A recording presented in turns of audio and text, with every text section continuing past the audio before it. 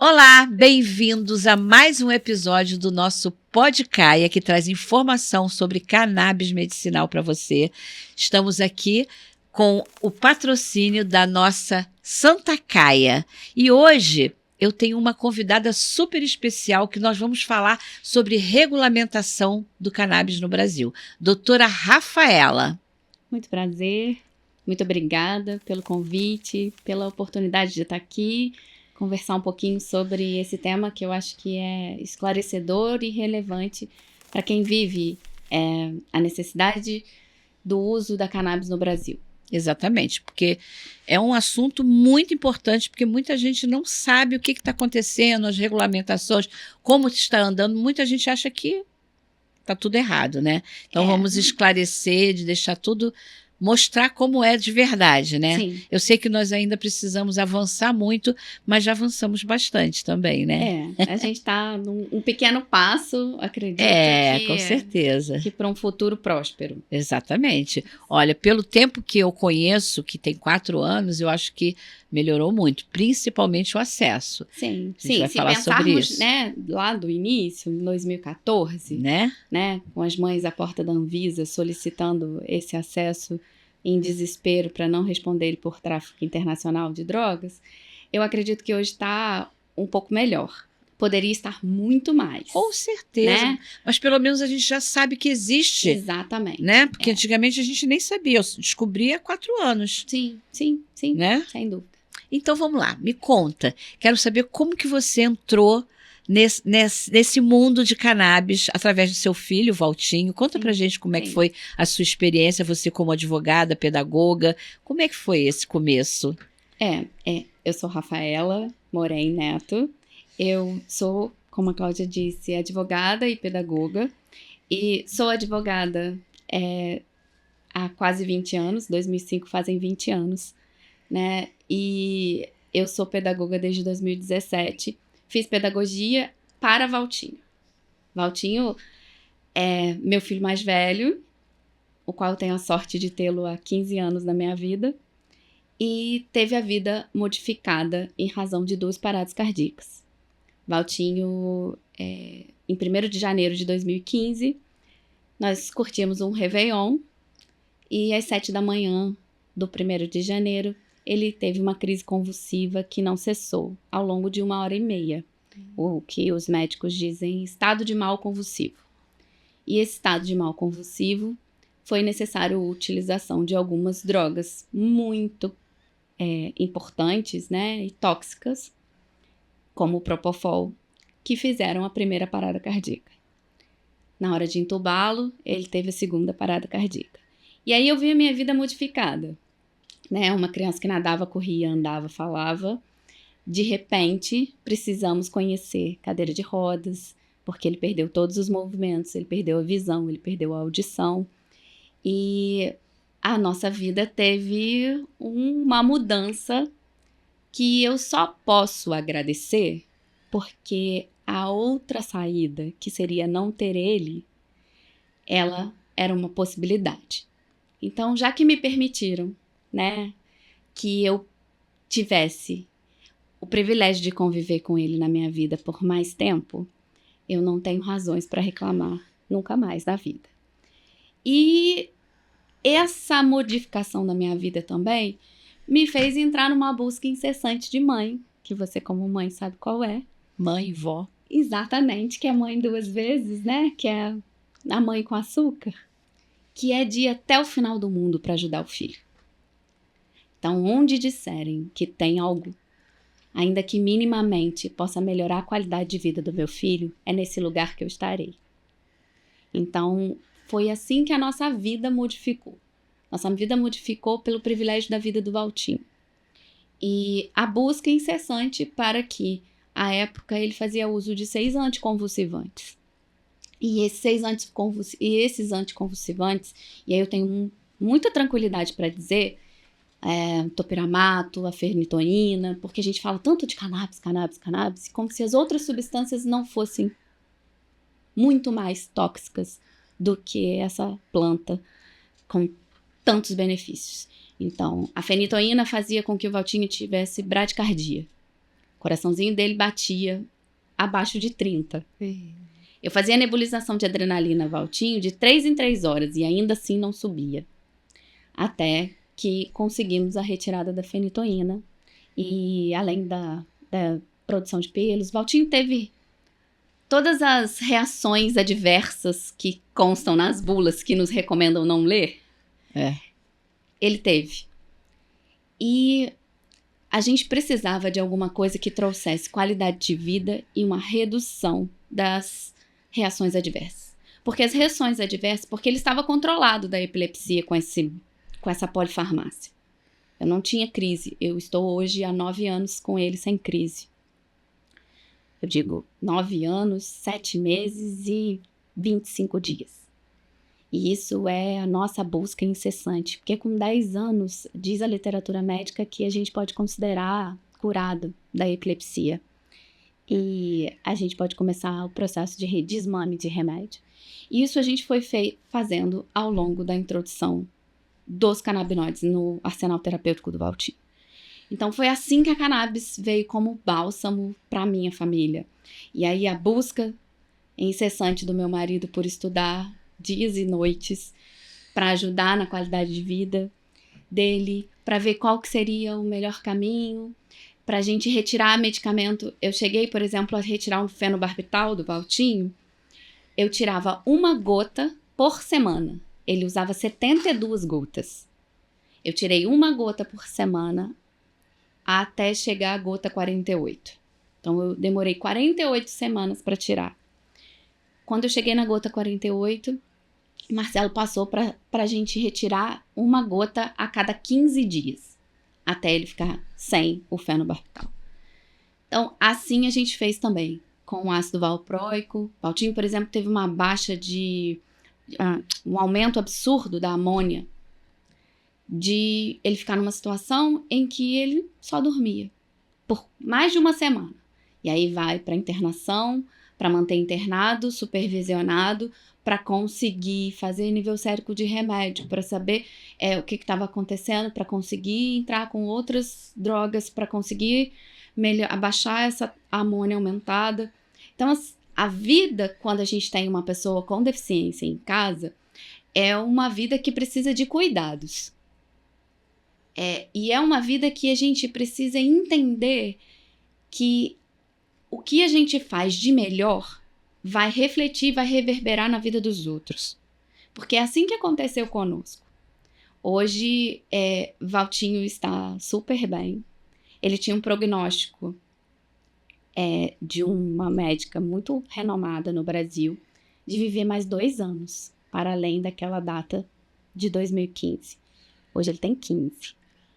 Então, e ele está muito bem. Hoje não existe prognósticos nesse sentido. Por mais que não exista literatura médica que diga que uma pessoa com as lesões de base de cérebro que ele teve, ou que ele ainda tem, ela tenha um sucesso de prognóstico de vida longa. Mas a gente junta um pouquinho de cada coisa. A gente junta a fé, a gente junta o amor, né? A verdade de uma ciência que está ao nosso lado. E eu não tenho a menor dúvida que a cannabis veio pra gente nessa nossa busca incessante pela melhoria da qualidade de vida do nosso filho. E acabou proporcionando a melhoria da qualidade de vida de alguns milhares de pessoas, que são as pessoas que passam hoje pela nossa açougue.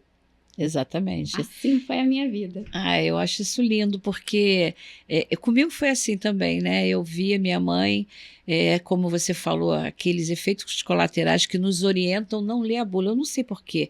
Eu também tinha essa sensação de que a gente não devia ler bula, mas hoje eu falo, leiam a bula, porque não é possível que a gente pegue uma bula, veja tantos efeitos colaterais e fique tranquilo. Sim. Oferecendo essa medicação. No meu caso, os antipsicóticos, nos casos dos meus pacientes, os antipsicóticos que, gente, como assim? Até para manejo da discussão, sabe? Porque assim, se proliferou a ideia de que a gente precisa discutir a cannabis. Mas ninguém fala da fenitoína, ninguém fala do ácido valproico, ninguém fala do fenobarbital, da oxcarbamazepina, sabe? Ninguém fala dos benzodiazepínicos, Exatamente. dos montes opioides. Então, por que que eu vou sempre discutir? A única explicação reside no preconceito. Isso, ele é histórico e ele está envolto a essa planta. E essa é a única razão pela qual se discute tanto, se quer tanto entender os malefícios. Como se eles se sobrepujassem aos muitos benefícios, né? Dessa planta que hoje ajuda um país continental em muitos lugares como o nosso. Exatamente. Né? Graças a Deus. E graças a pessoas como você que realmente auxiliam nessa disseminação de conhecimento. É só com educação, enquanto pedagoga, você sabe muito bem disso, que a gente vai conseguir romper esses paradigmas, esse preconceito, essa ausência de informação e melhorar o acesso. Não tem a melhoria do acesso, ela perpassa pela melhoria da educação. E educação médica, educação das pessoas, dos pacientes, das pessoas que estão no entorno daquele paciente, especialmente. Com certeza. E essa comunicação é muito importante. Eu tenho certeza disso, porque eu tenho um canal relevante que as pessoas estão ali porque precisam aprender sobre cuidados com demência. Sim. E às vezes eu abro uma live, como que eu consigo canabidiol? Como que eu consigo? Porque todo mundo já sabe que a mamãe, apesar de estar numa idade, num estágio avançado da doença, ela não tem nada. Ela tem qualidade de vida. Ela tem qualidade de vida. É isso que eu falo. Ela, isso. Mas o que a sua mãe... Minha mãe dorme mais de 10 horas. É isso. Sabe? E... é a homeostase provocada pelo uso dos canabinoides. Exatamente. E ela não tem mais nada. Sim. Nada. E todo mundo quer isso. Então, eu acho que isso é muito importante, que a partir do momento que eu comecei a divulgar, porque foi num vídeo do Ivo, que eu me encantei e falei, eu quero isso para minha vida, para minha mãe precisa disso. Sim. Eu sempre falo isso, né? Sou repetitiva nisso, porque é importante a gente multiplicar esse conhecimento, porque qualidade de vida, gente, a gente não quer mais nada além disso, né? Sim. E em relação ao preconceito, não só, penso eu, você me corrija se eu estiver errada, mas há interesses financeiros também, enfim. Né? Porque, assim, tá tão óbvio que é uma coisa benéfica para a saúde, né? Sim. E como assim? Tanta resistência, tanta, né? Sim. Enfim. Um minuto que eu quero falar com você. Você sabia que 60% da população brasileira vive com até um salário mínimo? Como é que essas pessoas podem ter acesso a cannabis medicinal se uma consulta gira em torno de R$300? O óleo, mais ou menos R$500. Mas para isso tem a Santa Caia, que é o nosso patrocinador, Associação de Apoio a Pacientes e Pesquisa de Cannabis Medicinal. E sabe para que é isso? Para facilitar o seu acesso no tratamento com cannabis. Doutora Rafaela, quando eu procurei o tratamento com cannabis, eu tive que assinar um termo dizendo que era a única opção naquele momento para minha mãe, que nada mais fazia efeito. Sim. E existe ainda um pensamento que os médicos falam que a cannabis é a última opção, mesmo que todas as medicações tragam efeitos colaterais irreversíveis, atrapalham no tratamento. Sim. Ainda existe esse preconceito e esse protocolo de ser a última opção. Nós, como pacientes, não temos o direito de escolher qual tratamento que nós queremos? Então, essa sua resposta eu posso encaminhar por dois lados. São duas vertentes. Uma, sim, a primeira você tem o direito, e esse direito é além da primazia da Constituição, né, que nos garante a dignidade da pessoa humana, que é o fundamento do nosso Estado Democrático de Direito. A gente tem uma legislação que é a legislação do SUS, que é a Lei 8.080, de 1990. Ela, no artigo 7º, no inciso 3º dela, ela diz que nós temos o direito à preservação da nossa autonomia quando nos depararmos com uma condição, numa situação de preservação da nossa saúde. Transformando isso de uma forma simples, isso quer dizer, eu tenho o direito de escolher o tratamento que eu quero trazer para minha saúde. Né? Por via de consequência, eu tenho o direito de escolher o tratamento sobre aquelas pessoas que estão sob a minha responsabilidade, porque isso também vai esse viés das pessoas que são responsáveis, Sim. né? Os tutores, né? Os pais, os responsáveis. Então, quando a gente pensa nessa autonomia, quando eu digo que tem duas vertentes, porque também tem a vertente do médico. Diferentemente do que se divulga, e aí eu digo isso muito pros médicos nas minhas aulas, que o que acontece? Prescrição de cannabis, né, ganhou até nome. O médico ganhou a especialidade prescritor, né? Ele deixou de ser médico, ele virou prescritor. Como se os outros médicos prescrevessem as outras drogas não fossem prescritores, né? Mas o médico que é adepto à medicina com o uso dos canabinoides, ele precisa ter um pouco mais de coragem, né? Um pouco mais de coragem, inclusive, para exercer uma medicina hipocrática, que é aquele juramento que ele fez, bacaninho, lá no dia da formatura dele, ele precisa se trazer para a vida, né? Então, quando a gente pensa que o pai da medicina nos ensinou que você precisa estar próximo ao seu paciente, que você precisa realmente ver no seu arcabouço o que é melhor para o seu paciente, não é a última rácio a cannabis. Ela pode ser, sim, a primeira escolha. Ela deve ser a primeira escolha, especialmente porque a gente tem a lei do ato médico, por exemplo, que garante essa autonomia ao médico. Então, quando a gente faz uma coadunação, quando a gente faz uma junção da interpretação, né, da hermenêutica dessas duas legislações, a gente tem o que todo mundo precisa, a segurança jurídica para a prescrição de cannabis.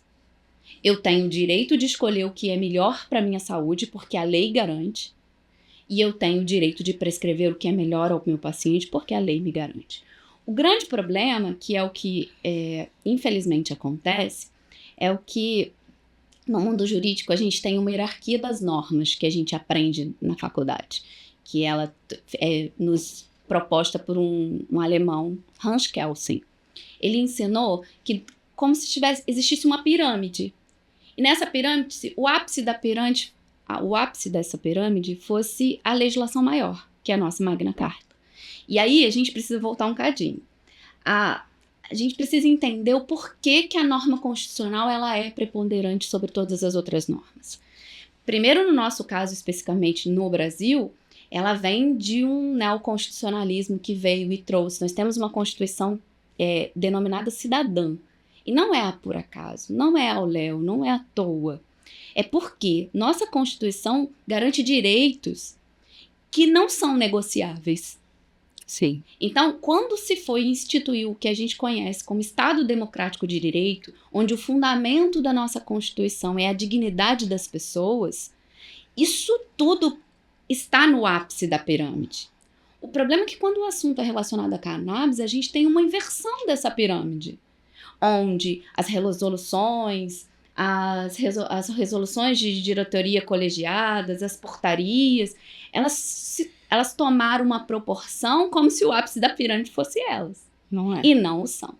Elas precisam, inclusive, serem interpretadas à luz da nossa Constituição.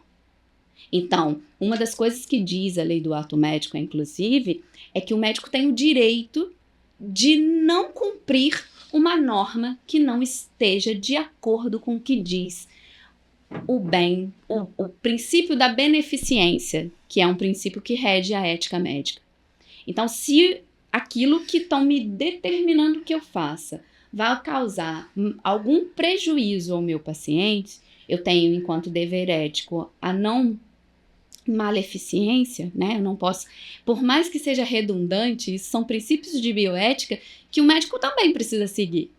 Então, se eu não posso causar mal ao meu paciente e, diametralmente oposto, eu preciso, enquanto dever, fazer o bem a ele, eu posso ir contra qualquer normativa que esteja dizendo o contrário. Porque eu tenho sustentáculo na determinação daquilo que é o exercício do meu labor. Né? No exercício do desempenho da minha função enquanto médico, eu tenho que proceder dessa forma. Então, qualquer coisa diferente disso, ou qualquer anúncio que diz, o Conselho Federal de Medicina está dizendo que o médico não pode prescrever. Ou hoje, juridicamente falando, as duas normativas do Conselho Federal de Medicina, tanto a 2113 de 2014 quanto a 2324 de 2022, elas não estão vigendo. E a 2113 perdeu a eficácia porque ela não foi modificada, e a 2324, que foi em 2022, veio e trouxe uma comoção social muito grande. Você deve se lembrar. As pessoas foram às portas dos CREMERGES, à porta do CFM, tamanha atrocidade que se foi cometida. Sim. Né? Você, por exemplo, se aquela norma ainda estivesse vigendo, você não poderia ter recebido médicos aqui. Porque aquela norma determinava que os médicos só poderiam falar sobre cannabis, tratar da matéria em congressos reconhecidos pelos conselhos. Então, nem em qualquer lugar, né, até a educação prestada pelos médicos, em qualquer ambiente, não seria qualquer ambiente que seria possível a discussão da temática. Tamanho cerceamento. A que custa? A que interesses? Isso é uma interrogação que nós que estamos dentro da cannabis nos fazemos todos os dias. Então, para além do preconceito. Preconceito sabemos que já existe, né? Essa busca incessante por ter a cannabis como se fosse algo, né, demoníaco. Sim. É para além do preconceito, como você mesmo disse. Interesses adversos que são, inclusive, adversos à nossa Carta Magna. É na Constituição que a gente vai beber a água que precisamos para uma prescrição consciente. Porque é ela que garante tanto o direito à saúde quanto à dignidade. E é a dignidade que se alcança quando se tem qualidade de vida. Exato. Qualidade de vida de uma família. Porque na condição da sua mãe é que você consegue hoje estar hoje aqui. Sim, né? Ter paz de pensar que ela dormiu uma noite inteira. Dormiu, exatamente. No mesmo sentido sou eu. Minha família hoje pensar que eu estou aqui hoje porque eu tenho segurança que meu filho não vai convulsionar. Eu tenho certeza absoluta que isso não vai acontecer. Porque eu tenho segurança no tratamento que ele faz, na eficácia e na homeostase que é proporcionada por essa eficácia. Além da neuroplasticidade, além da melhoria das sinapses cerebrais. Então, assim, é uma imensidão de coisas que o mundo jurídico fica até menor, mas que é preciso. Percebe-se, inclusive, que quando a gente trata de cannabis, sempre tem um médico e um advogado. Né? É preciso que se ensine a norma jurídica, inclusive para o médico. Porque criou-se como se fosse uma carapaça em torno de uma substância que precisaria ser tratada de uma forma muito mais simples do que é. Precisa, sim, de educação médica para saber prescrever, para ter cuidado na prescrição, das interações medicamentosas, de todos esses... Isso é muito relevante, mas isso é relevante para todas as drogas. Pois é, mas não acontece. Por que um médico resiste tanto prescrever e aprender? Porque não adianta ele... Porque às vezes o que acontece, o paciente chega lá, eu quero cannabis, eu quero que a minha mãe tome o mesmo remédio que a Francisquinha. Isso é a e aí coisa, ele remédio do Valtinho. Eu quero porque minha mãe precisa, eu quero que minha mãe fique bem. Sim. Só que aí ele não sabe prescrever. Gente, não sabe porque não teve interesse. Sim. Não teve interesse, não acredita, Sim. Tem preguiça. Eu falo mesmo, porque eu não sou médica, eu fico bem à vontade de falar. Tem preguiça de aprender. Nós, como pedagogas, a gente sabe que a educação é continuada. Sim. A medicina também não é engessada. O que se falava há 40 anos, hoje não se fala mais. Não, então, assim, darwinismo gente, tá aí pra não é? salvar. Meu Deus, por que não aprender e abrir a visão? Eles precisam tirar um véu e enxergar. E aí, no início da minha fala, quando eu disse que o médico que prescreve cannabis, ele precisa ser hipocrático, é muito isso, Cláudia. O médico precisa porque não é uma calculadora que vai dizer o quanto esse paciente toma aqui, volta daqui um mês. Não. Ele vai precisar ter esse paciente perto. Sim. Ele vai precisar conduzir a modulação da dose dele. Ele vai precisar saber, porque a cannabis é igual a nossa digital. O uso do óleo, o sistema endocannabinoide é igual a nossa digital. Exatamente. Então, é único, exclusivo e indivisível. E quando você pensa que é a complexidade de um corpo humano, a unicidade do maior sistema que nós temos, precisamos de um médico que esteja realmente debruçado, empenhado, dedicado a cuidar do paciente da forma como ele precisa, dentro da sua, o que a gente costuma dizer, dentro da sua complexidade, dentro da verdade de cada um. Porque as suas gotas são diferentes das minhas gotas, eventualmente, que eu vá precisar. É diferente das gotas do meu filho. Sim. E essa é a beleza da cannabis, que eu acho que isso é incrível, isso é realmente humano. Individualizar. Entender que cada tratamento, um cada pessoa é única. Porque essa é a verdade. No direito, a gente tem um jurista português, Tomás Antônio Gonzaga. Ele nos ensinou um ideal de justiça que eu acho que é o mais bacana que existe. E a cannabis tem muita singularidade com isso. É bem próximo. Ele diz que justiça é dar a cada um o que é seu. E isso é a verdade a nossa individualidade. Porque o que para mim é prioridade, para você pode não ser. Sim. O que é a minha verdade pode não ser a sua. Uhum. E quando a gente traz isso para o mundo médico, o médico está um pouco desacostumado com isso, né? Então, assim, a gente vai realmente precisar encontrar um nicho de médico que esteja empenhado em cuidar do paciente. Sim.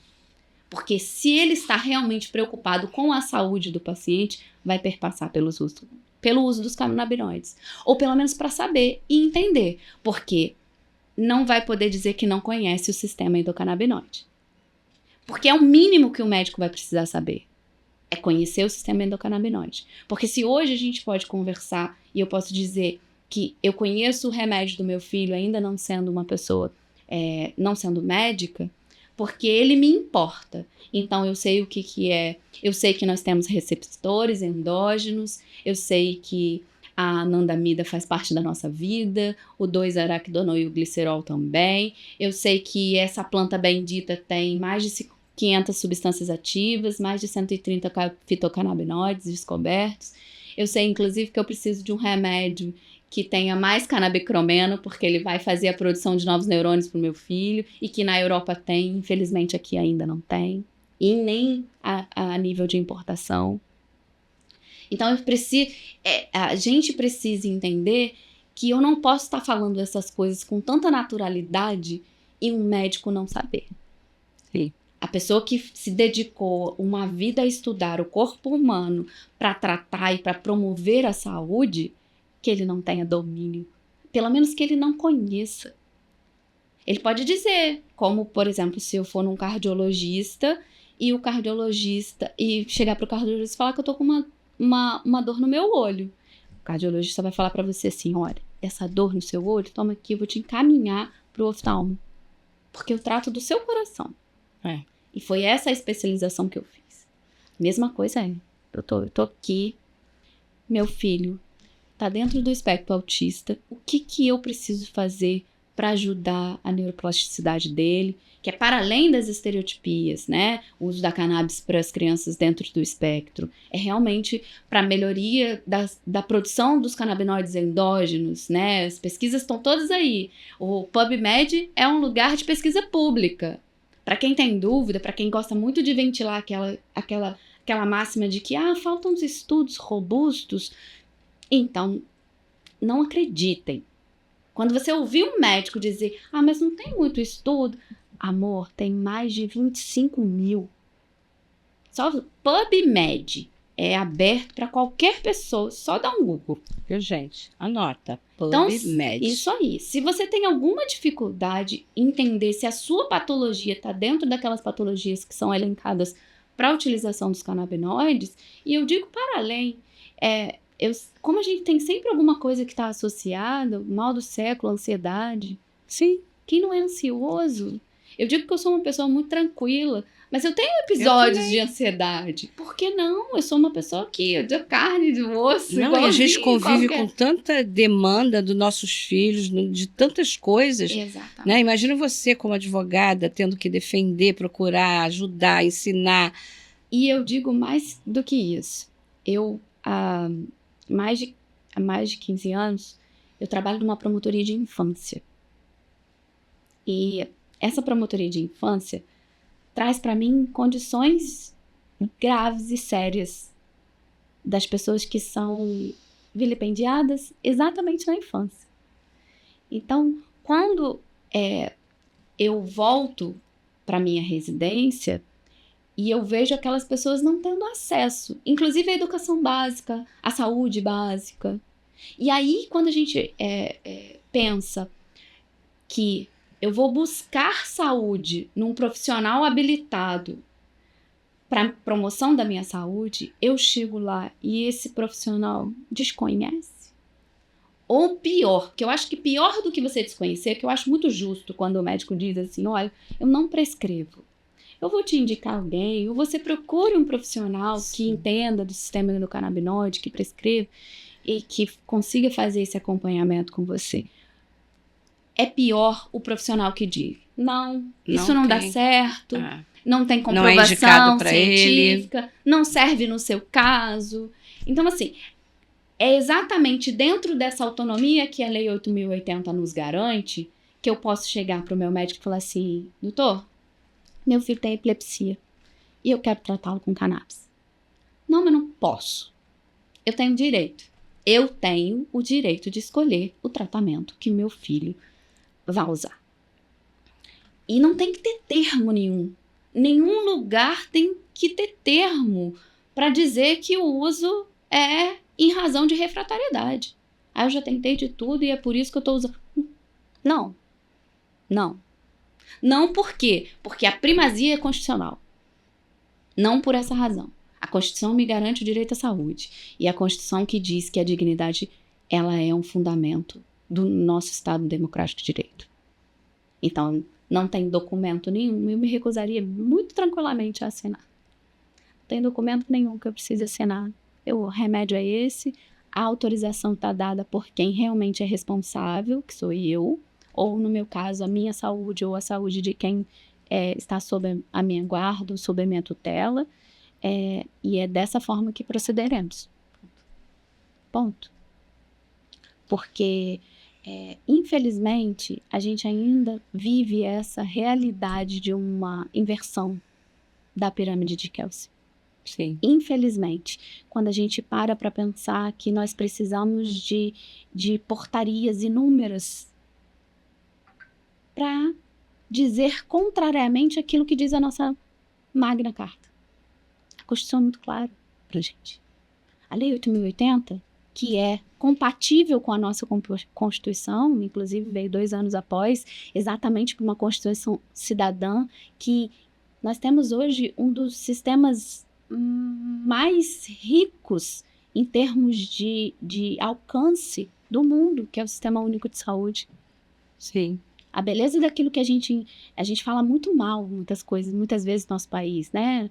Um país de inúmeras legislações inócuas, mas a lei do SUS, ela é uma lei extremamente avançada, assim como o Estatuto da Criança e do Adolescente. São legislações que são extremamente avançadas e que realmente consagram um sistema estruturado para realmente ter universalização, igualdade e acesso para todo mundo. Então, garantia jurídica a gente tem. Com certeza. Né? Eu sinto que a gente precisa, além disso, a população precisa aprender para poder exigir seus direitos, porque muitas vezes ela chega para o médico, pede, ele diz que não, e ela fica... Acabou, vai embora para casa com aquele monte de remédio que vai fazer mal e o médico da minha mãe não prescreve, do meu filho não é a favor, diz que não é o caso, que não faz bem, e aí fica com essa imagem de que não é bom. Então a gente tem que trabalhar os dois lados, né? Porque inclusive hoje eu atendi uma paciente que ela falou para mim, não toma nenhuma medicação para Alzheimer. Todas as medicações que ela usa são antipsicóticos, no caso para o pai. O pai está internado, amarrado, e aí ela falou para mim, ó, eu tentei cannabis, mas não deu certo. Aí eu falei, qual era o óleo? Aí ela me falou o nome de um óleo conhecido e bom. Aí eu falei, quantos miligramas? Eu vi que era uma quantidade adequada. Aí eu falei, tá, quantas gotas ele tomava? 3. Aí eu falei, por quanto tempo ele tomou 3? 1 ano. Eu falei, mas não houve, porque assim, eu acho que o paciente também tem que entender, o médico sim, tem que acompanhar, Sim. mas o paciente tem que entender que ele não pode pegar aquela receita, ir embora para casa e dar 1 ano Mas sem isso precisa procurar, ser muito esclarecido. pelo médico Sim. também, né? Exatamente. E aí a gente pensou nessa metodologia lá na SOU. A gente manda um PDF. Olha, ao longo de 4 semanas você vai ter um acompanhamento para modulação da sua dose. E se modulou a dose, você pode espaçar, daqui volta a determinado tempo. Se não, precisamos pensar, refazer uma consulta para aumentar esse problema. Porque, infelizmente, a gente, por ser a última rácio, os pacientes já chegam já cansados de tudo que tentaram. Olha, eu tô aqui. Ou quando não já chegam falando assim, tô aqui porque me insistiram, eu já tentei de tudo, mas vamos ver se isso dá certo. Uhum. O pessimismo que a pessoa já se viu acontecendo ao longo da estrada, vem acompanhando. E aí, quando você vê as melhorias, é óbvio que a gente não vai mudar, não cura nada. Eu acho que ainda cura, algumas coisas sim, né? Sim. Falo de ansiedade, eu acho que cura. Sim, cura. Né? Lógico que não vai curar, minha mãe tem Alzheimer avançado, não vai curar, mas trouxe qualidade de vida para ela. Que é o ponto principal, que é o mote, é isso, é sobre isso. Porque isso também perpassa pela qualidade de vida de uma família, de várias pessoas. Porque eu tenho um sono tranquilo se meu filho tiver um sono tranquilo. Com certeza. Se tiver um sono tranquilo, se a sua mãe tiver um sono tranquilo. Não acordar assustada de madrugada, Exato. Coisa pior que existe. Não dormir, eu acho que é o pior que existe para qualquer ser humano, né? Não dormir. Aí, eu posso dizer para você que eu não imaginava que era tão ruim não dormir. Aí talvez eu vá me emocionar. Valtinho ficou, a última internação dele, que foi quando ele perdeu os movimentos, ele ficou 50 dias internado na UTI. As primeiras 8 noites eu não dormi. Então foram 8 noites. E isso é possível, tá? A gente chega a um nível de adrenalina no nosso organismo enquanto mãe. Eu não queria sair da UTI nessa crença de que somos super poderosas, de que indispensáveis. Eu passei 8 noites sem dormir, 9 dias. No 9º dia, na hora do almoço, eu almocei e eu passei à base de energético, porque eu não tomo café. Então, eu passei à base de energético e água. E eu não tinha fome, porque eu estava muito preocupada com ele.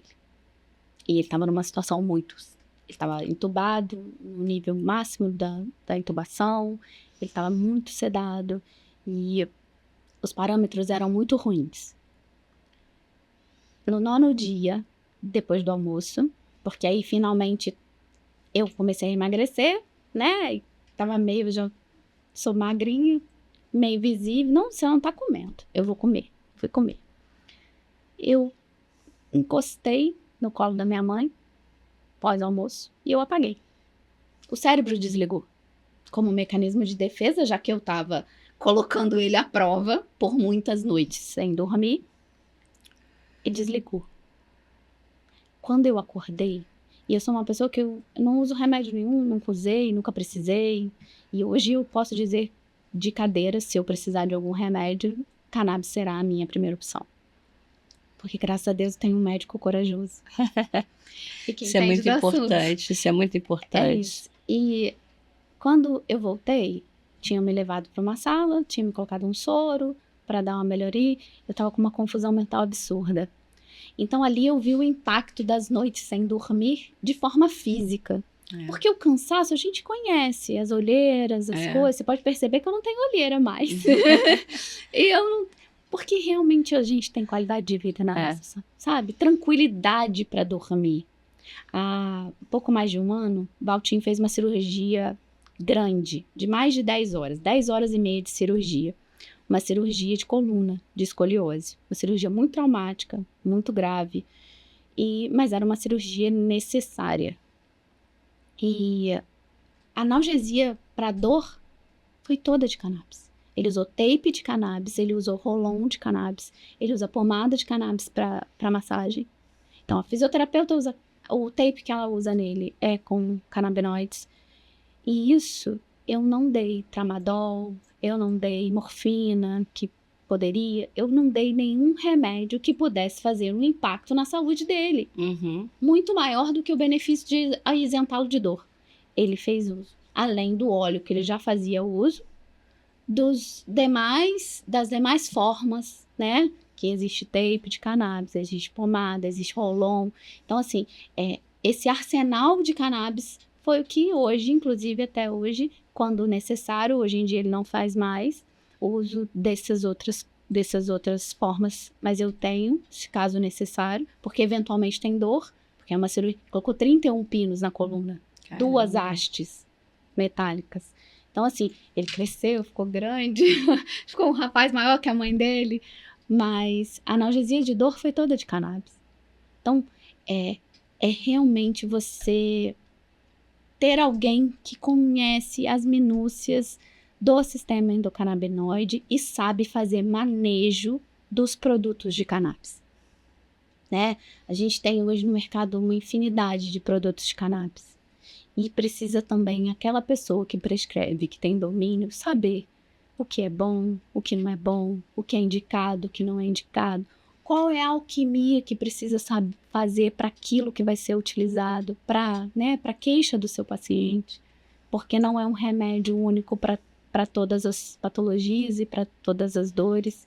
A modulação da dose a gente já sabe que é individual. Mas os produtos também, as concentrações, né? As apresentações, ou quando a gente fala de um broad spectrum, ou quando a gente fala de um óleo isolado, ou quando a gente fala de um full spectrum, por que tem essas apresentações? É só uma pessoa que realmente tem domínio da matéria que vai conseguir fazer. Com certeza. E tem que ter coragem também de desprescrever as outras drogas. Também. Porque não adianta nada, você está ali fazendo um tratamento e continua com aquilo tudo que tem efeito colateral, não vai funcionar. Sem dúvida. Né? Sem dúvida. Doutora, você falou em 25 mil pesquisas que comprovam a eficácia da cannabis. Sim. Me fala uma coisa, com tanta pesquisa, não é suficiente para regulamentar? Você acha que essa regulamentação é democrática aqui no Brasil? Então, ela não só não é democrática, né? Se a gente pensar num governo para todos, ela não é democrática, muito pelo contrário, ela é muito opressora. E ela é para as minorias. Hoje, infelizmente, o que a gente fala de acesso, a gente tem hoje um movimento social constituído para auxiliar nesse acesso, né? Por meio das associações de pacientes ao longo de todo o Brasil, por meio dos cultivadores. Então, esse movimento social que está fazendo com que a máquina pública reaja. Porque, diferentemente de democrático seria, essa semana tivemos, inclusive, uma boa notícia, né? A Embrapa pedindo autorização para o plantio. Sim, eu vi hoje. Isso é uma luz que anima, porque, infelizmente, é muito difícil de pensar. Primeiro que nós temos um país que tem solo, tem clima para plantar, tem growers especialistas no cultivo, tem farmacêuticos, tem agrônomos, tem mão de obra especializada nesse segmento e não tem cultivo regulamentado. Se esbarra, por exemplo, no projeto legislativo 399 que está lá parado desde 2015, que não é o melhor dos mundos na plantação e no cultivo e na extração de cannabis no Brasil. Mas nem isso a gente tem. Tá parado ainda, né? O PL 399. Então, assim, esse movimento social, né, a realidade, nós temos associações no Brasil hoje que tem mais de 40 mil pacientes. É a maior do Brasil, inclusive. E eu digo, tem com autorização de cultivo, com HC, um pouco mais de 10 regulamentados no Brasil, em diversos lugares. Mas a gente pensar que nós temos um país em que as pessoas ainda são mortas e presas pela guerra às drogas que nós já perdemos. Já perdemos. Por que não regulamentar o uso de uma substância para, inclusive, fazer o que a gente deve enquanto ser humano?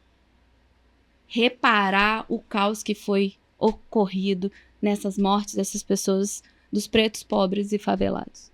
Isso é muito sério. O assunto cannabis é muito grande. É mais do que o cuidado com a saúde. É o cuidado com o ser humano por um completo. É realmente essa reparação histórica que precisa ser feita. É realmente o cuidado dessa guerra que nós já perdemos. Quantas pessoas, esse encarceramento em massa, que batemos recordes com o número de pessoas presas. E o grande número dessas pessoas presas estão presas por envolvimento com drogas. Então, assim, é de uma complexidade que precisa ser dita, que precisa ser exacerbada. Porque quando a gente fala que eu tenho condições, no auge do meu privilégio hoje, de comprar um remédio para o meu filho, mas eu vou retirar da Maria, da Joana, da Andréia, de quantas mães o privilégio de tratar o filho com a mesma epilepsia do meu. Eu realmente vou segregá-las à utilização dos remédios que fazem mal ao filho dela, que não controlam a epilepsia do filho dela, porque ela não tem dinheiro para comprar. Ou porque ela não tem um médico, ela não tem nenhum médico que possa prescrever. A ausência do acesso, ela começa, inclusive, na ausência do acesso do médico que não aprendeu na faculdade a prescrição. Porque ele deveria aprender na faculdade. Ele não aprendeu nem o sistema endocannabinoide. Exatamente. Ele nem sabe. Ele nem sabe. Então, assim, o que hoje eu acredito é que essa transformação que está sendo movida não por um partido político ou por um governo, mas por uma sociedade que está vendo a comprovação desses muitos artigos científicos. Porque eu digo em muitos lugares, é que a minha evidência científica dorme no quarto ao lado.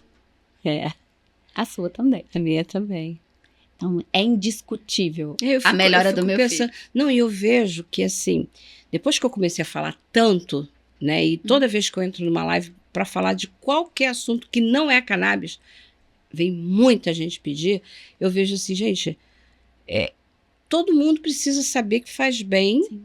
E pode ter uma qualidade de vida, porque hoje uma doença que não tem cura, como o Alzheimer, Sim. não tem cura. Sim. Então, o que a gente espera?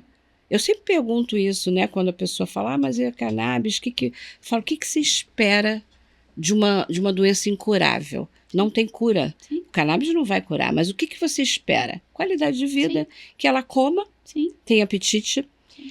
que ela durma Sim. e que ela fique tranquila. Sim. Não tem porque essa agressividade tá colada com a ansiedade, Sim. né? É uma reação. Então, isso tudo é controlado com cannabis. Sim. E eu digo mais, o Alzheimer não mora só no asfalto. Não. Tem Alzheimer na favela, tem Alzheimer no interior, tem Alzheimer dentro da população indígena. Tem. Então, assim, tem Alzheimer em todo lugar, assim como as demais patologias. Sim. Então, por que só as pessoas que estão no asfalto têm direito? Tenham acesso. Porque direito todos temos. E a maioria não tem, né? O pior de tudo então é isso. Eu tenho o cerceamento de um direito constitucional, que é o direito à saúde, né? A gente... o direito à saúde enquanto direito social, né? Concebido no artigo 6º da nossa Constituição, ele tem um capítulo próprio, que é o 196, a seção da saúde, a partir do artigo 196.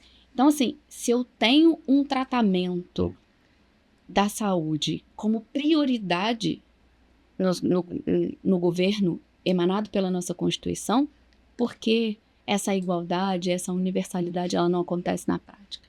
É aí que precisa realmente entrar, né? A discussão, a educação, a disseminação do conhecimento. E isso, hoje em dia, essa polarização é muito bacana quando a gente pensa em redes sociais com utilização nesse segmento. Porque alcança e ajuda tantas pessoas que falariam assim, não imaginei. Será que na minha cidade tem? Tá, mas hoje em dia nós temos a possibilidade de uma telemedicina. Sim. Então eu alcanço qualquer lugar. Qualquer lugar. Nós na Soul temos, inclusive, muitos brasileiros que moram fora do país que fazem tratamento na nossa clínica. E lá é muito simples, porque o Marcelo pega o lugar onde a pessoa compra e vai falar, você vai em tal lugar, você vai comprar com essa especificidade. Não precisa nem de receita. Ele chega lá, a pessoa chega no lugar, compra, chega, doutor, é esse, comprei, certo, é isso. Simples, sem qualquer burocracia. Isso é um acesso democrático. É, verdade. Isso é realmente...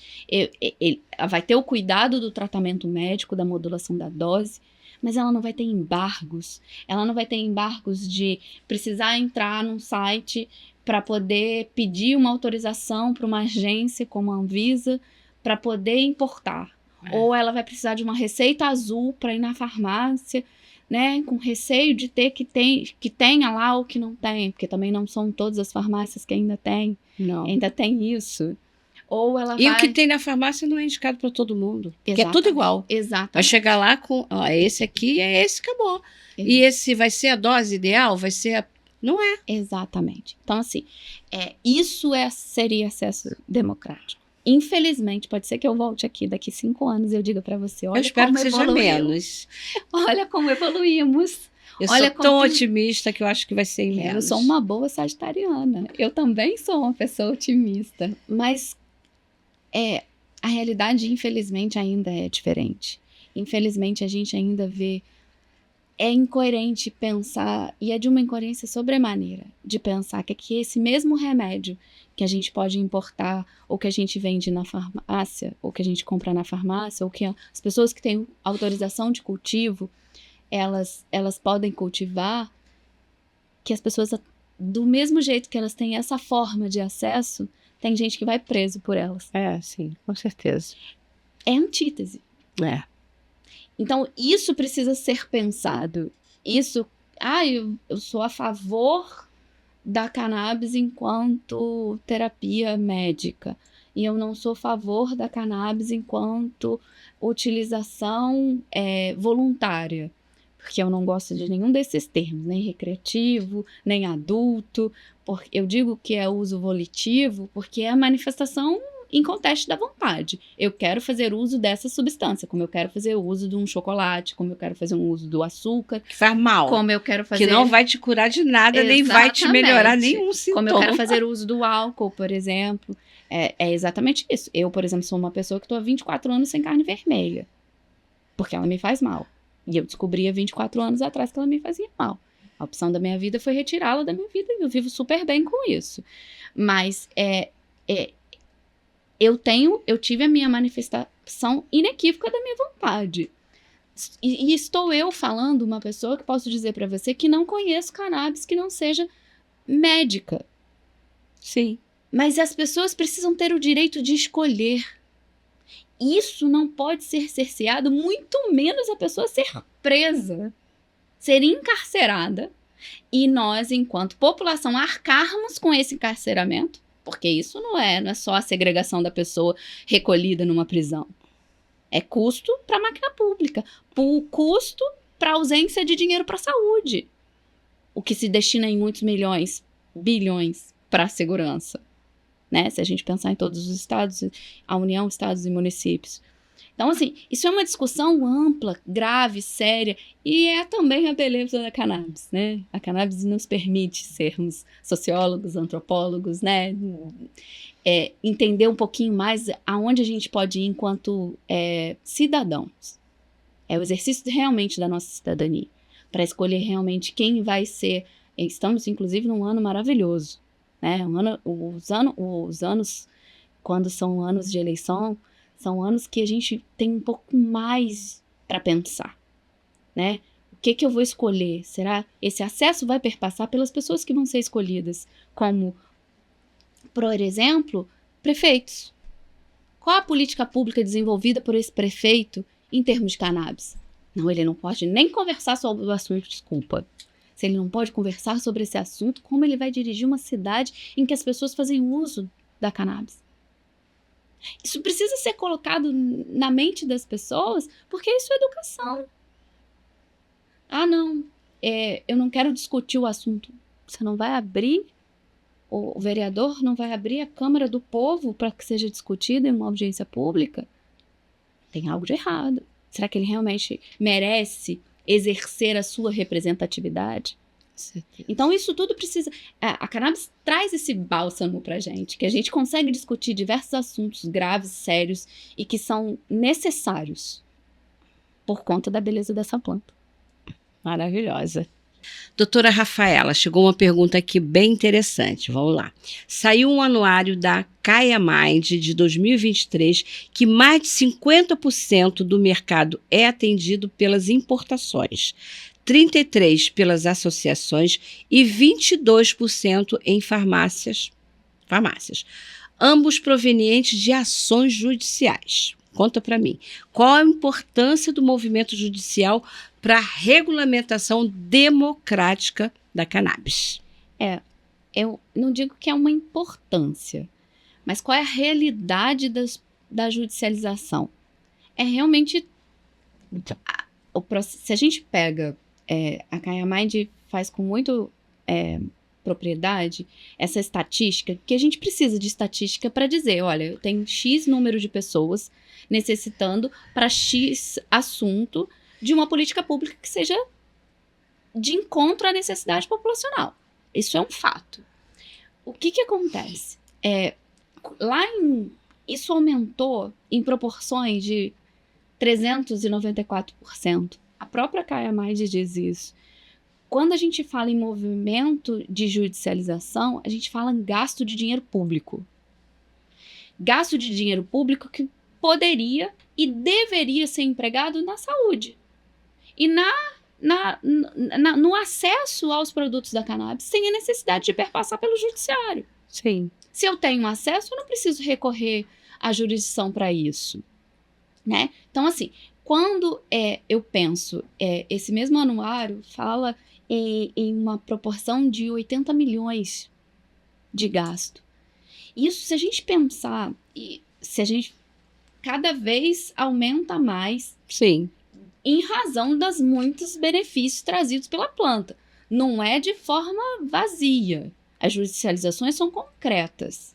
As pessoas que estão buscando o meio da judicialização pela ausência de condições de fornecer o remédio, porque a saúde é um direito social de todos, de forma indistinta, igualitária, universal.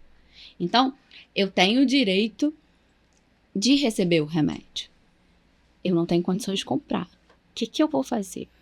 Vou procurar um advogado ou a defensoria pública para fazer esse pedido, essa tutela jurisdicional para que o Estado faça isso. E aí a gente pensa em Estado na vertente de União, Estado e municípios. Porque existe uma solidariedade entre eles quando o assunto tratado é a saúde. Então, eles são solidários no dever de prestar saúde. Então, esse nosso direito que encerra um dever estatal e a gente precisa pleitear. Qual é essa forma? Isso não é acesso democrático. Isso é cada vez mais cerceamento de acesso. Sim. Por quê? As pessoas estão se beneficiando. Eu vou ver meu filho sem crises convulsivas, utilizando um remédio. Amanhã, minha condição de vida não me permite mais comprar o remédio dele. O que eu vou fazer? Deixar ele retroagir a 1h30 de convulsão? Ou eu vou recorrer ao judiciário? Então, é a realidade das pessoas que estão sedentas por saúde e pela continuidade de um tratamento que vem dando muito certo. Então, o impacto na máquina pública, de dinheiro público gasto, é imenso, é enorme. Mas a saúde é mais importante. Então, o que precisa ser feito? Precisa ser feito. As pessoas precisam levantar a cadeirinha do lugar e votar o PL 399. Precisam pensar numa política antidrogas que seja eficaz. Precisam pensar em reais acessos à saúde para as pessoas que realmente precisam. O acesso precisa ser efetivado e concretizado à luz da nossa Constituição. É isso. É a base constitucional que vai diminuir essas judicializações. Porque se a saúde estiver sendo cumprida, a pessoa vai ter acesso. Ela vai chegar, ainda que seja numa farmácia de alto custo na rede municipal. Mas eu vou chegar lá e vou falar, olha, meu médico me prescreveu esse remédio. Eu preciso dele. E será que a gente pensar num país, como eu já disse lá no início, temos condições de solo, condições de clima, especialistas no plantio, no cultivo, na extração e na produção de medicamento nacional? Por quê? Não. Olha o quanto que isso baratearia. Olha isso, esse investimento da judicialização em saúde, que é investimento de judicialização em saúde. As pessoas precisam do remédio. Então, elas vão buscar onde garantam o direito constitucional dela à saúde. Se eu tiver esse remédio sendo plantado no meu país, sendo distribuído e sendo colhido aqui, aí eu escolher comprar é a mesma coisa do que eu escolho tomar o refrigerante A ou o refrigerante B. É a minha escolha. Agora, o problema é que hoje nós vivemos uma realidade em que eu não tenho, ou eu não uso, porque eu não tenho condições, e aí só a mãe do Valtinho tem como dar o remédio para o filho dela, e eu deixo meu filho desguarnecido, ou eu busco o socorro da justiça para que esse direito à saúde seja efetivado. Essa é a nossa realidade, infelizmente. A ausência de um parâmetro, de um marco legal, de realmente disseminação do que é extração, do que é cultivo, quem pode, como que pode, essa ausência de regulamentação legislativa acarreta essas resoluções de diretoria colegiada fazendo o serviço do legislador, que é exatamente o que a 327 fez. Ela trouxe um rigor inatingível para as pessoas que fazem, de fato, o cultivo da planta. Então, ela não abarcou as farmácias de manipulação, como se elas não existissem. Então, assim, ela não tocou em pontos sensíveis, no mesmo sentido que ela é como se desconhecesse as associações, ou colocassem questões tão inatingíveis que você vê, assim, um manifesto desejo de não quero isso em solo nacional. É isso que eu posso traduzir para você. É quase que a Anvisa dissesse assim, olha, enquanto a gente ainda não tem uma legislação, vamos colocar o sarrafo mais alto possível para que quase ninguém consiga. Só que isso ela se esquece que quase ninguém que consegue tem uma cadeia aí embaixo que sofre com esse rigor. Eu não estou dizendo que determinadas questões, como os metais pesados nos solos, a rastreabilidade, a origem da planta, o que precisa ser feito, a qualidade da água, tudo isso que precisa ser feito enquanto produção de remédio, que isso precisa ser desguarnecido. Não é isso. O que eu estou dizendo é que a gente precisa ter uma legislação que abarque de uma forma geral e abarque a realidade existente no nosso país. Nós vivemos no Brasil, então não adianta o modelo canadense, não adianta um modelo americano, não adianta um modelo europeu. Precisamos criar uma realidade dentro da nossa sociedade. E o que a gente tem aqui hoje? A gente tem a realidade das associações, a gente tem a realidade das farmácias de manipulação. E por que esses atores são atores de produção de saúde? Eles ficaram de fora. Então, acho que é isso que precisa ser questionado, discutido e realmente precisa ser entendido. Porque aí é muito fácil a gente colocar aquelas empresas que conseguem seguir os parâmetros que essas diretrizes dessa resolução, colocam o remédio no valor que eles querem. Tô errada? Não. Eu consegui atingir, então por quê? Né? Eu tô querendo dizer para a sociedade que eu sou melhor. Porque dentro de um rigor eu passei.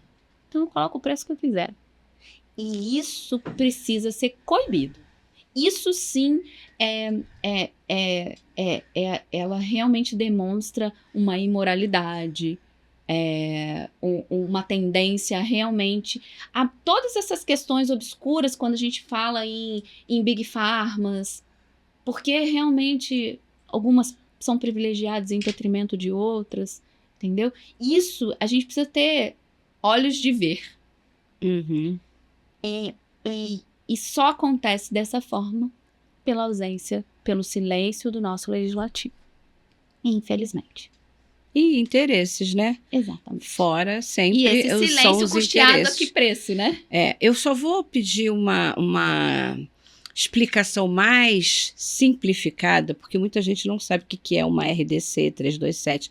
Vamos Sim, explicar o que explico. significa, o que a Anvisa fez, o que ela proibiu que dificultou o acesso da população mais carente, enfim. Quando nós falamos de cannabis, existem... A gente está aqui dizendo que existe um silêncio legislativo nesse sentido. E aí, para cobrir esses buracos de uma transformação social, de uma sociedade que está precisando da utilização dos canabinoides no arsenal terapêutico da saúde, então eu preciso da cannabis na minha saúde. A Agência Nacional de Vigilância Sanitária, a Anvisa, ela que tem o poder de dizer, olha, tal remédio pode ser utilizado, tal remédio tem autorização. Ela tem duas grandes resoluções sobre essa temática. É a 660 e a 327. Na 660 é a que ela permite que as pessoas tragam o remédio de fora. Então, ela permite a importação dos remédios e ela diz assim, olha, eu não vou olhar o que tem dentro. Eu vou olhar de uma forma superficial. Se pode entrar ou se não pode entrar. Tanto que assim, por exemplo, se você sai daqui para passear com seu remédio para o exterior, você precisa saber que tem uma Anvisa lá no exterior, com outro nome, enfim. E com a regulamentação deles, diferente da nossa. Você precisa saber se o seu remédio que você está levando lá para o lugar do destino, se ele é permitido a entrada, para não correr o risco de você perder esse remédio na alfândega. No mesmo sentido, quando as pessoas vêm para dentro do nosso país, com qualquer coisa que seja consumível, perecível, né? Então, eu preciso saber se eu posso entrar com esse produto no país. Então, assim, a Anvisa tem hoje mais de 700 produtos que são permitidos de importação de cannabis, né? Exclusivamente, sobre a temática. Esses produtos das diversas marcas, de diversas formulações, eles entram no país com essa autorização da 660. A 660 vem e diz, você pode entrar no país com esse produto. Que ele nem vai olhar o que é.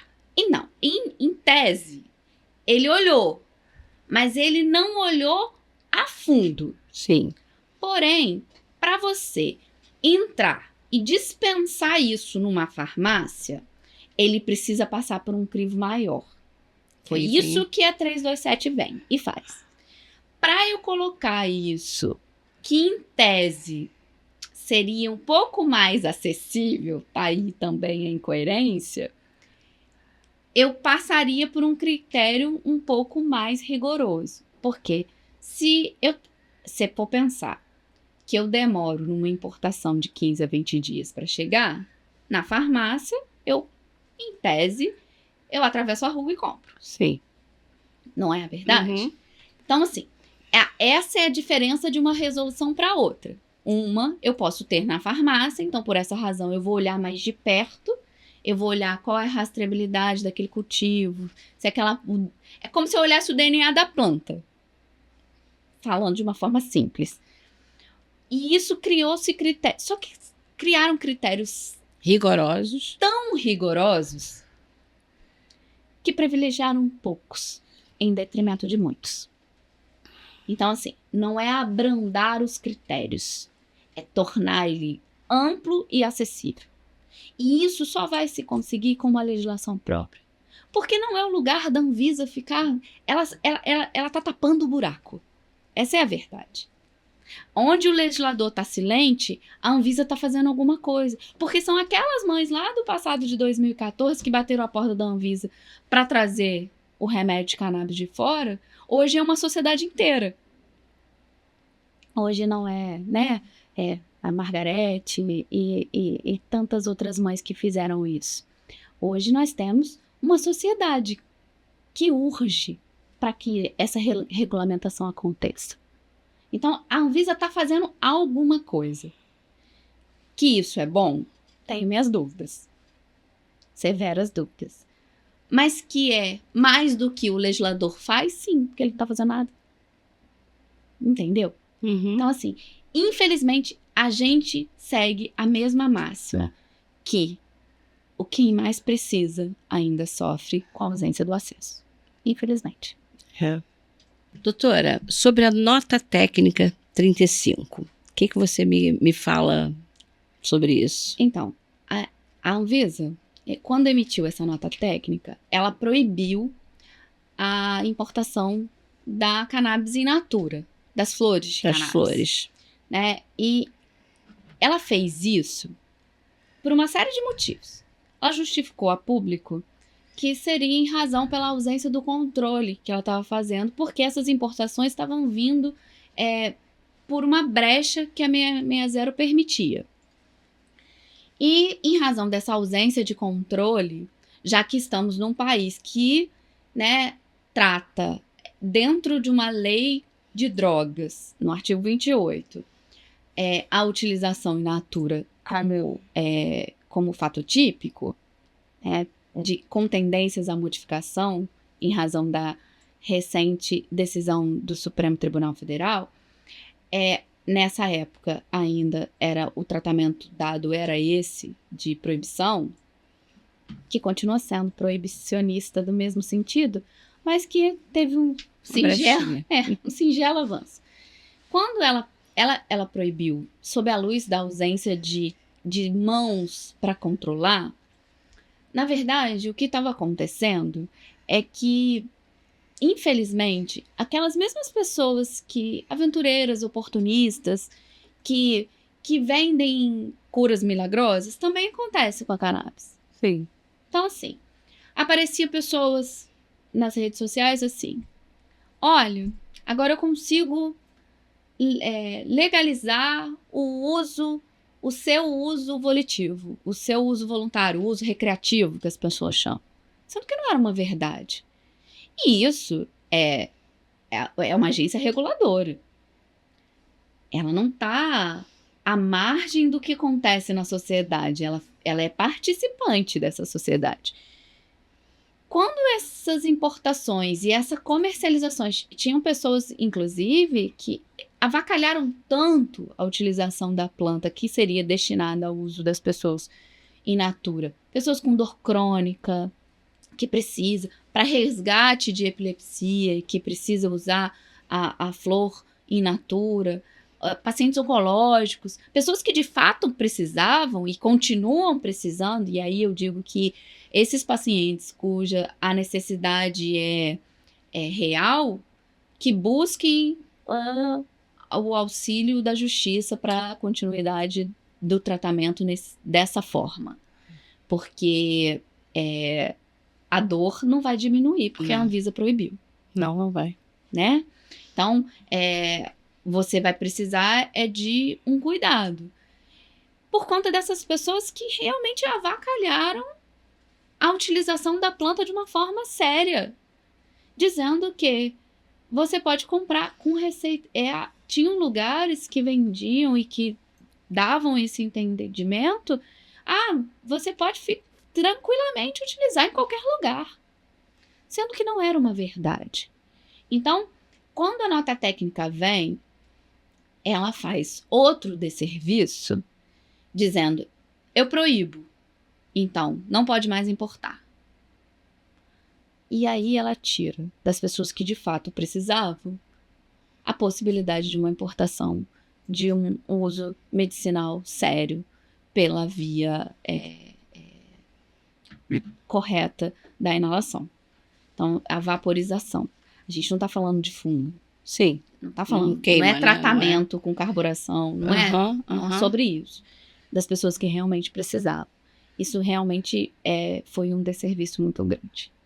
Mas, infelizmente, paga-se quem precisa pela aventura daqueles que só estão no interesse capital. Infelizmente. É que não tem como acabar com isso, porque a população, o ser humano é humano. É isso. Né? Precisava ter uma consciência, né? Que precisa ter uma regulamentação, urge, sabe? O mínimo, a 399 no mínimo precisava ser votada, posta para votação. Porque já está desde 2020, né? 2015. Mas em 2020 teve um movimento, sim, né? Sim, ela chegou a ter uma aprovação, e aí quando ia, voltou, e aí para ser rediscutida, e simplesmente a gente fala, você pode pensar, tá muito em voga falar sobre uma proposta legislativa que visa a proibição e não a que visa a regulamentação, como se a saúde das pessoas fosse menos importante. E essa bendita ou essa maldita guerra às drogas que já perdemos fosse mais importante. Então, infelizmente, é no silêncio dos bons que os maus se proliferam. Essa é a verdade. E não seria diferente com a cannabis. Sobre a possibilidade de você ter acesso ao tratamento pelo SUS ou pelo plano de saúde, eu tive uma pergunta aqui. Sobre o processo contra o plano de saúde, o paciente pode perder o plano se entrar com uma ação na justiça? Aliás, o plano pode romper o contrato de forma unilateral?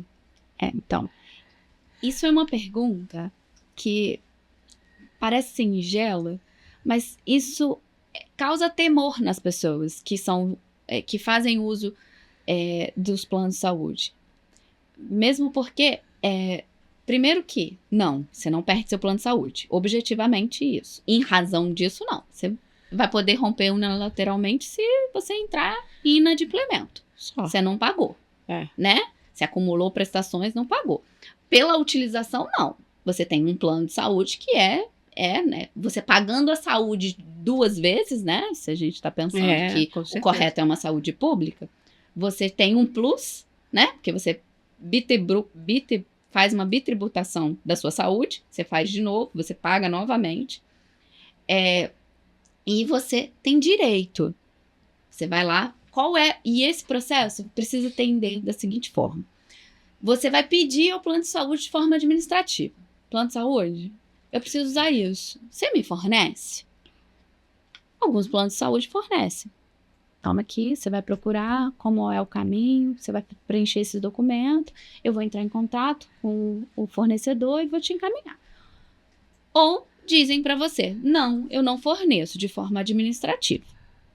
E aí você vai dizer para a justiça, olha, eu tenho um contrato com um plano de saúde, dentro desse contrato me permite a utilização e a requisição de determinadas terapias, seja ela medicamentosa, seja ela por profissionais habilitados das diversas áreas.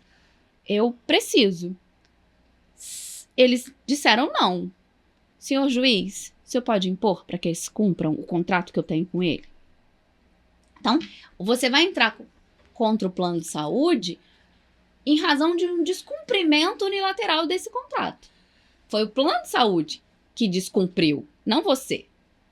Então, não tem que ter consequência para um descumprimento de você tá requerendo um direito seu quando você firmou um contrato com o plano de saúde. É isso que vai acontecer. Você vai bater as portas do judiciário e vai dizer, eu preciso desse remédio. Esse remédio faz parte do meu serviço de saúde particular e esse serviço de saúde particular se recusou a me fornecer. É simples desse jeito, né? Infelizmente, não é tão simples pela necessidade de bater o judiciário, mas eu socorro o judiciário todas as vezes que algum direito é negado. Então, a jurisdição é para esse sentido. É assim que acontece. E da mesma forma, é o que acontece com o Sistema Único de Saúde. É assim também quando você precisa de um determinado remédio e você não corre o risco de perder seu INSS se você for pensionista, porque você pediu na justiça um remédio pelo SUS. Você não corre o risco de perder o benefício previdenciário, ou perder seu Bolsa Família, ou o Auxílio Brasil, que existe. Então, assim, você não perde nenhum benefício porque você está entrando pleiteando um direito. Mesmo porque você tem direito de se socorrer ao judiciário para a reafirmação dos seus direitos. Isso é mais uma forma delas. Mas, ainda assim, nós sabemos que o plano de saúde, em alguns casos, cancelam quando é muito utilizado por uma ação como essa. Como é que fica? De forma arbitrária, esse cancelamento, né? Exatamente. Sim, precisa ser dito isso, né?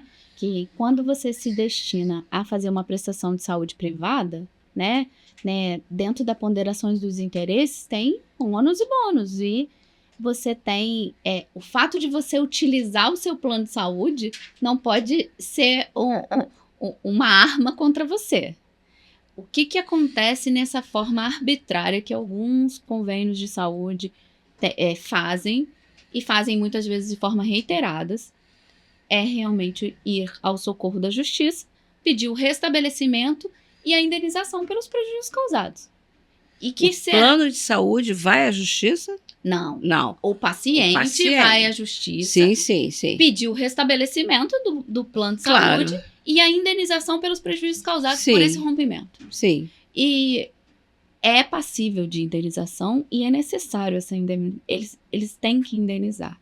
Porque exatamente, muitas vezes, na hora que mais precisa, eles tomam esse tipo de atitude arbitrária. E a agência reguladora, quando ela vem e diz explicitamente que isso é proibido, é porque isso vem acontecendo de forma reiterada. Sim. Então, assim, as pessoas que são vítimas, que realmente é vítima, precisa ter a reparação devida. E isso é necessário que as pessoas saibam, porque elas realmente têm direito a essa reparação. Doutora Rafaela, mais uma perguntinha que chegou aqui. Sobre o habeas corpus, o paciente pode ser preso? Se sair a liminar e ela cair, ele tem que parar de produzir o medicamento? Então, a via de produção do remédio por autocultivo é uma via possível, que acontece no nosso país, e com bastante incidência, inclusive, menos do que deveria, porque na verdade é essa proibição secular. E como nós temos o infeliz pioneirismo da primeira lei proibicionista de cannabis do mundo, né?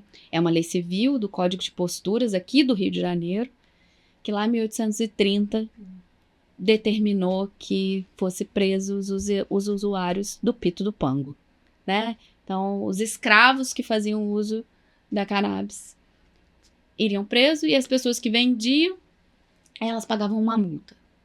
Então, a gente tem, nós já herdamos essa infeliz legislação.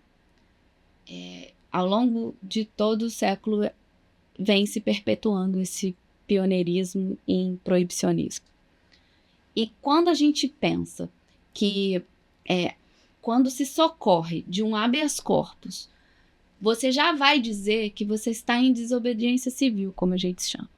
Eu já estou fazendo algo contra a lei. Eu preciso de um habeas corpus para que eu não seja preso se vierem aqui e me pegarem com as minhas plantas. Plantas essas que eu cultivo, extraio para a produção do remédio para a minha saúde. Que ninguém deveria ser preso, né? Porém, é a mesma incoerência que eu disse lá atrás. Se eu tenho na farmácia, por que não posso ter no meu jardim? Eu não vou dizer nem que, assim, eu posso escolher não ter no meu jardim. Mas eu ser proibida de ter, isso é de incoerência sobremaneira. Porque se eu posso ter feito por uma indústria farmacêutica, por que ela é melhor do que eu, enquanto ser humano? Ele tem mais direitos do que eu? Eu tenho condições, eu estou dizendo que eu tenho condições de produzir e de extrair meu remédio pela planta. E aí eu faço esse socorro. O que acontece? Se a tutela de urgência que foi concedida dentro do bojo de um habeas corpus, se ela é derrubada, se ela é cassada, você realmente volta a correr o risco que você tinha quando você solicitou seu HC, né? Porém, eu acredito que essa movimentação do Supremo Tribunal Federal, que não foi a melhor dos mundos, mas que já trouxe a realidade do tratamento de cannabis enquanto medicina, da fala, logo após, do nosso presidente, que disse, olha, precisa que os cientistas, os médicos, as pessoas, elas se manifestem e realmente, como ele mesmo disse que a neta faz uso do remédio de cannabis, e faz uso há muito tempo, sabemos nós. Então, precisa que esse entendimento de que é mais simples e é mais fácil de se resolver do que se parece. Não é de uma complexidade sobremaneira. Realmente, infelizmente, as pessoas ainda são encarceradas pelo cultivo e extração do próprio remédio. Isso é uma infelicidade, porque poderia ser muito diferente. Uma injustiça. Exatamente. Exatamente isso. Injustiça, retrocesso, Exatamente. Ignorância. Exatamente Não isso. tem nem palavras. Sem contar que eu ainda digo que muitas vezes o cultivo também é medicinal. O próprio cultivo em si.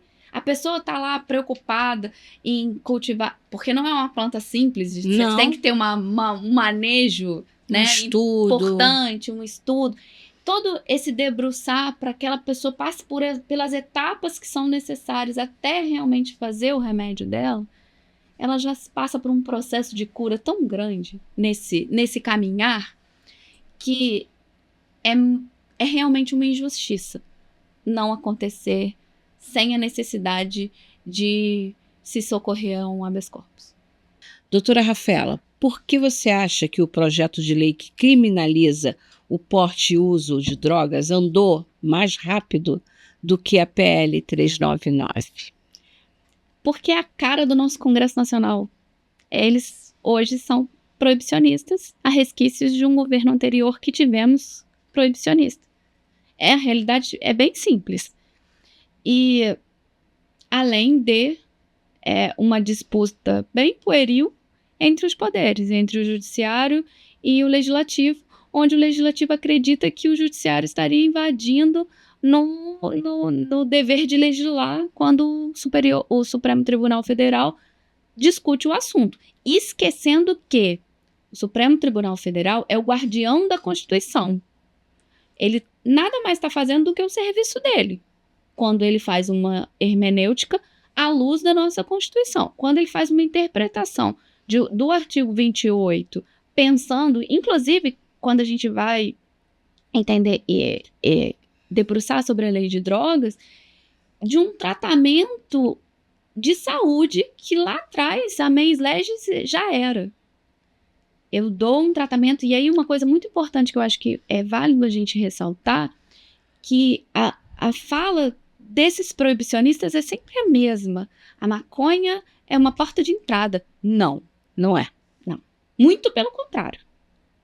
É diametralmente oposto. A cannabis, ela é a porta de saída. Porque, inclusive, ela é indicada para tratamento de dependência química. Inclusive a dependência alcoólica. Então, se eu tenho uma substância, por que eu vou criminalizar, sendo que eu preciso usar ela de forma médica, de forma medicinal, e eu não estou nem entrando na discussão do uso volitivo. Não é isso, sabe? Eu não estou nem dizendo da minha opção de fazer uso ou não. Eu estou dizendo exatamente das robustas comprovações dos efeitos terapêuticos da cannabis. E aí, todos os argumentos, né, do senhor Osmar Terra e a companhia dele são rasos demais. Ah, não existe comprovação científica, não existe isso, ou não existe aquilo. Retornamos à nossa fala inicial. A comprovação científica dorme no quarto ao lado e está no PubMed para quem quiser olhar. É só dar um medo. É bem simples, né? É só você realmente querer, ter interesse em estudar, ter interesse em buscar. E a PL 399, ela reflete o nosso Congresso. Está preocupado em tratar a saúde de alguém? Não. Está preocupado em encarcerar. Está preocupado em continuar segregando a população, especialmente a população negra, pobre, periférica. Essa é a realidade. Infelizmente, essa é a realidade. É o porquê do corrermos para o encarceramento e não corrermos para a saúde. Por mais incoerente que isso seja. Verdade. Triste constatar que ser realista às vezes é difícil. É muito difícil, meu Deus. Doutora Rafaela, chegou uma pergunta agora. Vamos lá. Falando agora de projetos de leis que visam o acesso à terapia, São Paulo recentemente comprou extratos para serem disponibilizados pelo SUS. Vimos que Búzios tentou ir por esse caminho de licitação e foi um fiasco por conta de diversos aventureiros que estão acostumados com licitação, mas não com a regulamentação da cannabis. Você acha que o caminho licitatório é o melhor caminho para uma terapia individual ou uma parceria pública-privada funcionaria melhor? Então, nessa temática, primeiro que a gente percebe São Paulo, Búzios, as cidades e os estados em que estão buscando uma política pública voltada para a cannabis, eles estão buscando em razão dessas inúmeras judicializações do gasto de dinheiro público com as imposições das decisões judiciais. E precisa ter, na gestão pública, uma política pública que cause um impacto menor no orçamento municipal, no orçamento estadual, desse fruto dessas judicializações. Por via de consequência, na efetividade e concretização do direito à saúde. Quando a gente pensa em caminho para administração pública, em aquisição de qualquer bem, o caminho inicial é a licitação. É o caminho correto e o que existe. E isso perpassa exatamente por critérios próprios legislativos que a lei de licitações determina que seja feito de determinadas formas. Você tem diretrizes próprias.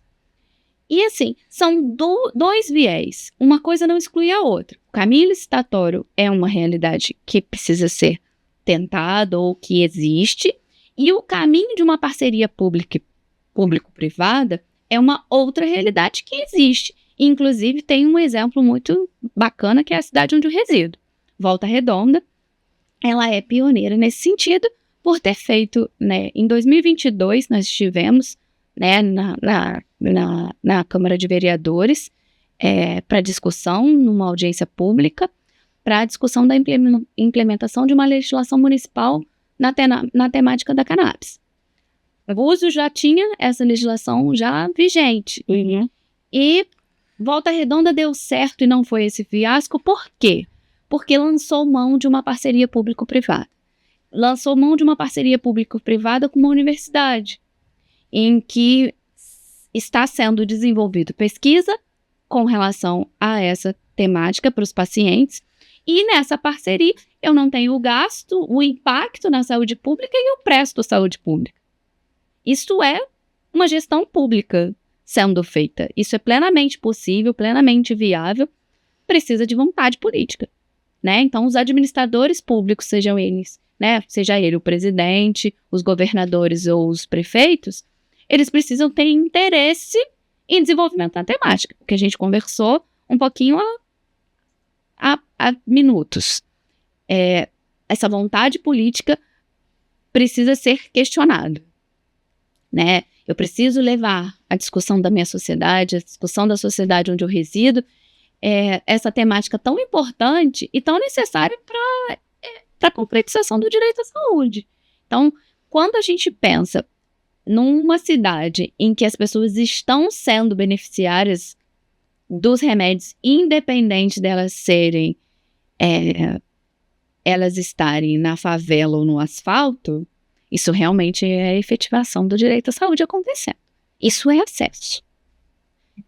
Que tenha sido restritiva, que tenha requisito de restrição a determinadas patologias, pode ser que não esteja alcançando a todos, mas isso é um avanço que há uns anos atrás a gente não ia imaginar.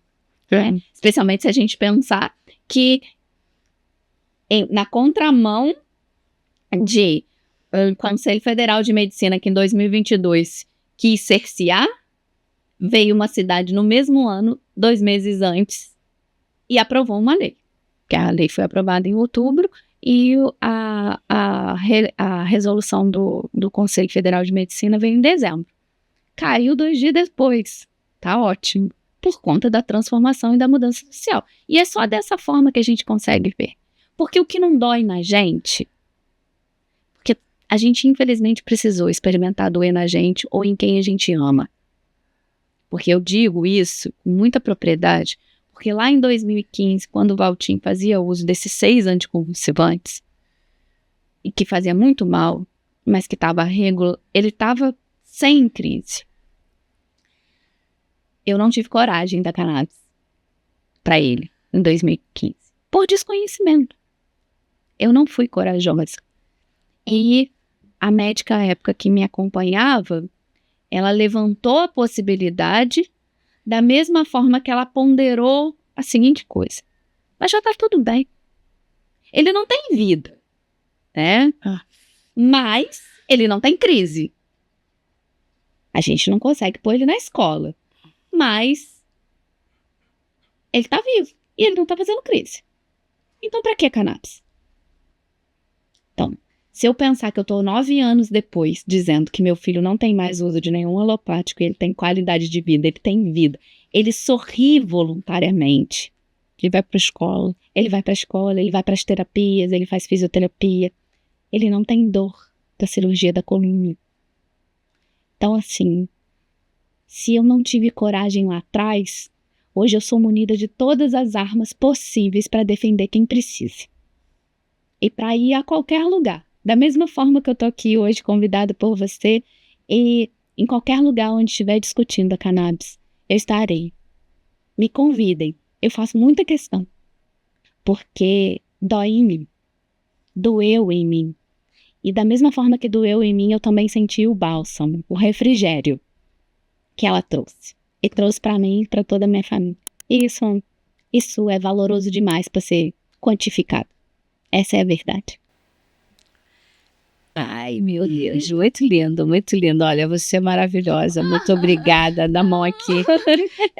Muito obrigada, doutora Rafaela. Gente, pode falar alguma coisa? Pode falar suas redes sociais. É Rafa_Valtinho. Da Soul. A Soul que assim, a Soul é a verdade da nossa vida pro mundo. Porque é aquilo onde todo o estudo da nossa família serve para ajudar as outras pessoas, sabe? É uma das frases que a gente traz para nossa vida, que a gente gosta muito, diz que Se as feridas do seu irmão não te causam dor, a sua doença é mais grave que a dele. Com certeza. Então, é essa a verdade, sabe? Eu tive o privilégio de ter um filho com deficiência. E hoje eu literalmente visto a camisa da terapia que traz qualidade de vida. Literalmente porque, inclusive, a minha blusa é de cânhamo. De cânhamo. Né? A gente fala muito da cannabis enquanto medicina, mas a gente esquece de todas as propriedades que estão envoltas dela. De como ela pode ajudar o solo, de como ela fabrica muitas coisas. São mais de 50 mil produtos que podem ser feitos a partir dessa planta. Então, além do uso ritualístico, além do uso religioso, são coisas que precisam ser guardadas, porque também são valorosas, sabe? Mas pra gente, especialmente, sem dúvida, é a realidade da vida de quem a gente mais ama, de quem é mais custoso pra gente. Eu digo isso olhando no fundo da sua alma, que você sabe o tamanho da importância das pessoas que precisam dessa terapia. Sem dúvida. Obrigada, muito obrigada. E aí, gostaram do episódio com a doutora Rafaela Moren? Gente, eu fiquei toda arrepiada, me emocionei muito. É uma história incrível e eu quero agradecer por vocês estarem aqui até o final.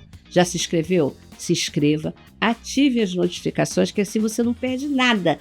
Tudo que a gente fizer, você vai ser avisado. Te espero.